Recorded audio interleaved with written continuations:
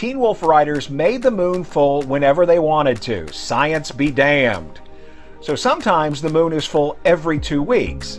I did some of the math with seasons 1 and 2 way back when and found that the full moon came every 16 to 20 days in the Teen Wolf universe.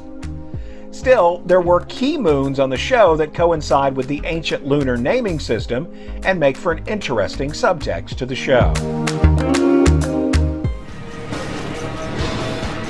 This correlation actually started with the very first episode. Jeff Davis called it Wolf Moon, which is the traditional name of the full moon in January. According to the Old Farmer's Almanac, the wolf moon marks the time of year that the howling of wolves was often heard.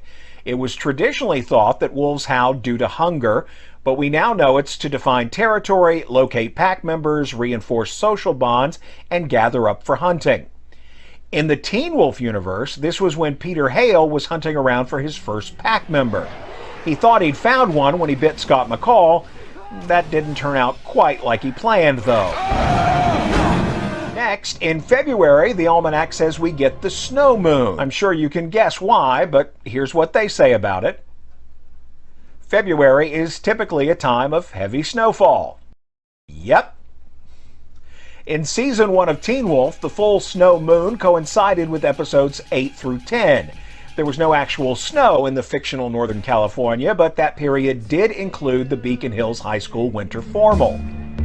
Then, about 2 weeks later in Teen Wolf time, we had another full moon in February. It was the night Jackson filmed his transformation into the Kanema in season 2, episode 2.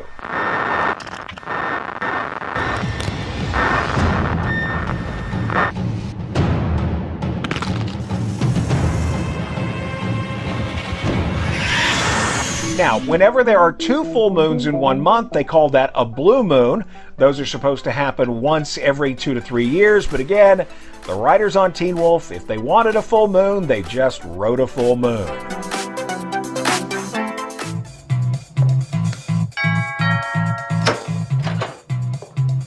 We're here for the party. Well, come on in. Following pretty quickly after the blue moon, again about 2 weeks later, we got the March full moon on Lydia's birthday. Here, Peter Hale summed up the almanac definition of what they call a worm moon.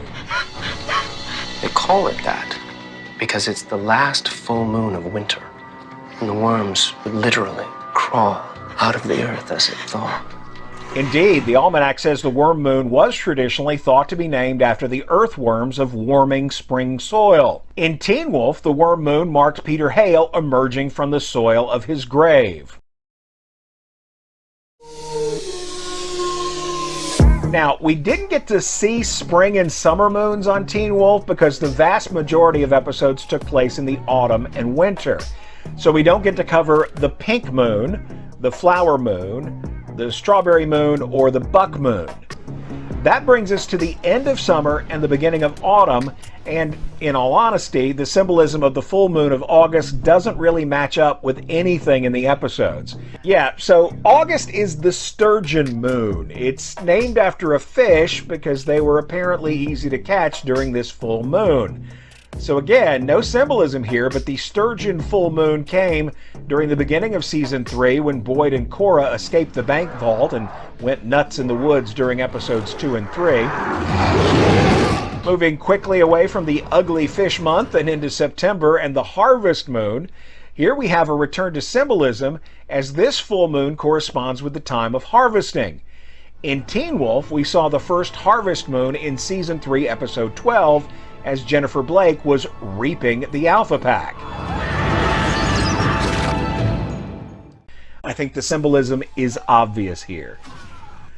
Finally, we're up to October, and the October full moon is called the Hunter's Moon. According to the Almanac, this is the month when the game is fattened up for winter, and now is the time for hunting and laying in a store of provisions for the long months ahead. There is some symbolism in the hunting aspect. On the full moon during season 3, episode 14, Scott and his pack were all out hunting for a fully transformed Malia Tate. It was a race against time as her adoptive father was trying to kill her since he didn't know it was her.